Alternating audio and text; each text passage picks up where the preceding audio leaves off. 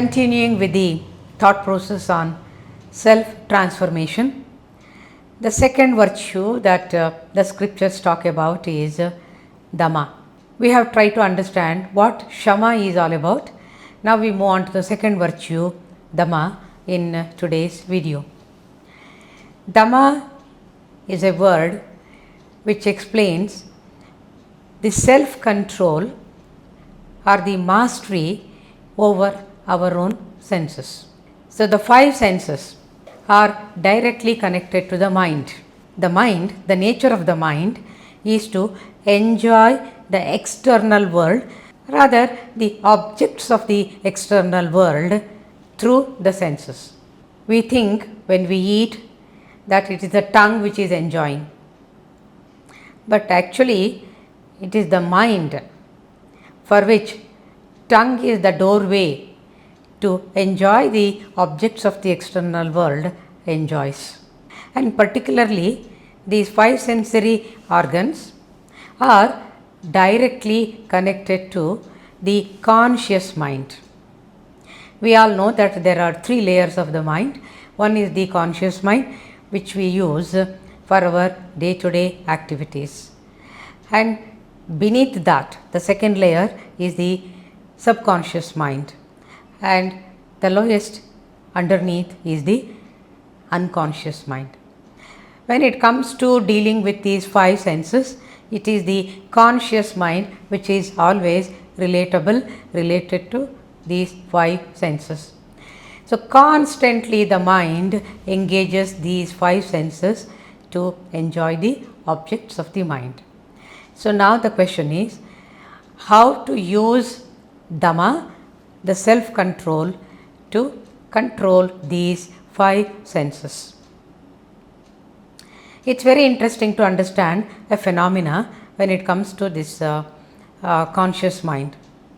Conscious mind has one quality wherein it continuously engages in creating habit patterns. Without habit patterns, the mind cannot function at all.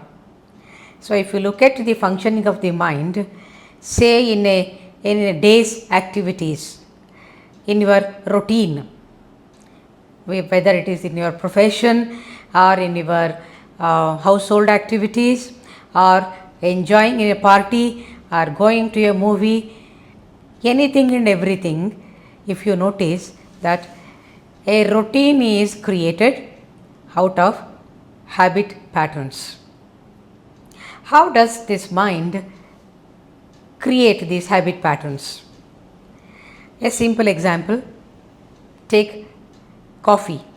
This is a very common example by which we can understand how mind can create habit patterns. If I am a person who has never tasted coffee or not wanting to taste coffee, that is fine.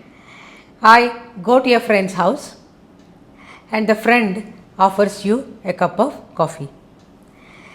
Initially I say, no, I don't drink coffee, so sorry, thank you.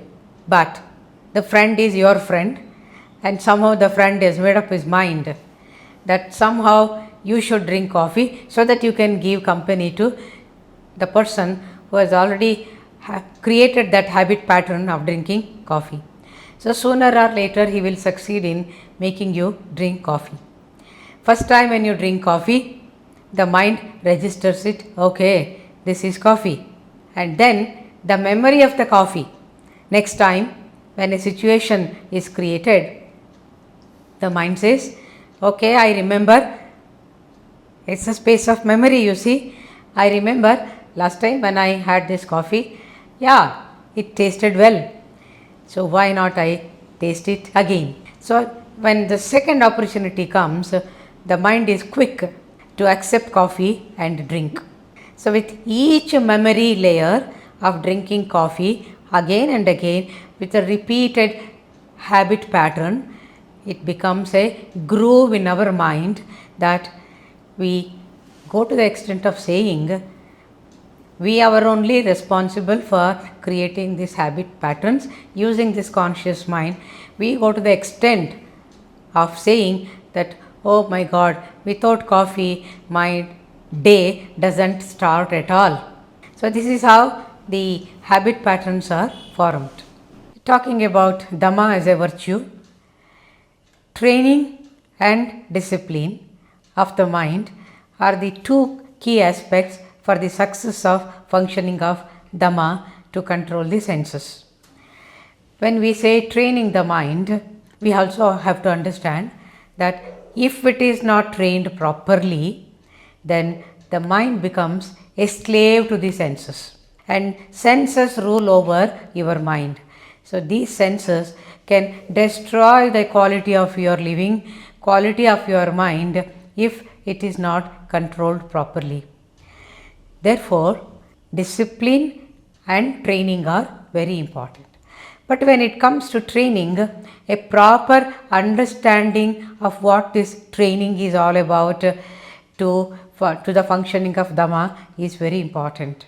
Otherwise, what happens is, instead of controlling the senses, mastering the senses, what happens is the repression and depression and suppressions start functioning in the mind, and there are so many distortions happening in the mind and in the personality, and self transformation becomes a mere dream.